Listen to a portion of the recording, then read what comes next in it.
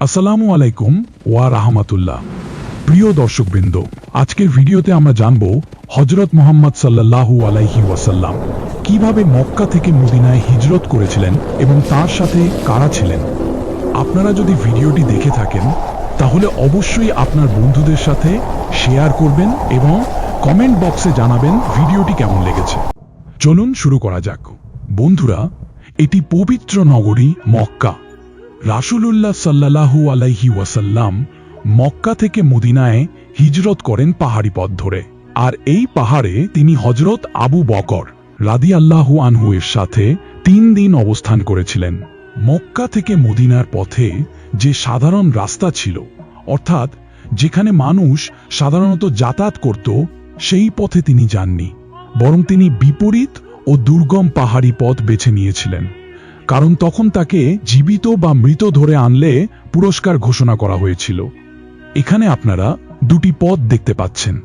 একটি পথ ছিল সাধারণ মানুষের যাতায়াতের জন্য, আরেকটি ছিল দুর্গম পথ।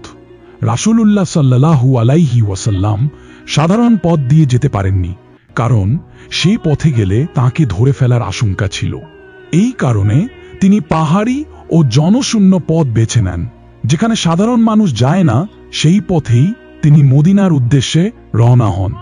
রাসূলুল্লাহ সাল্লাল্লাহু আলাইহি ওয়াসাল্লাম 622 খ্রিস্টাব্দে রবিউল আউয়াল মাসে হিজরত করেন। তার সাথে ছিলেন হযরত আবু বকর রাদিয়াল্লাহু আনহু এবং তার সেবক ইবনে ফুহাইরা। এছাড়াও পথপ্রদর্শক হিসেবে ছিলেন আব্দুল্লাহ ইবনে উরাইকিত। অবশেষে 14 দিনের যাত্রা শেষে তিনি মদিনায় পৌঁছান এবং সেখানে হিজরত সম্পন্ন করেন।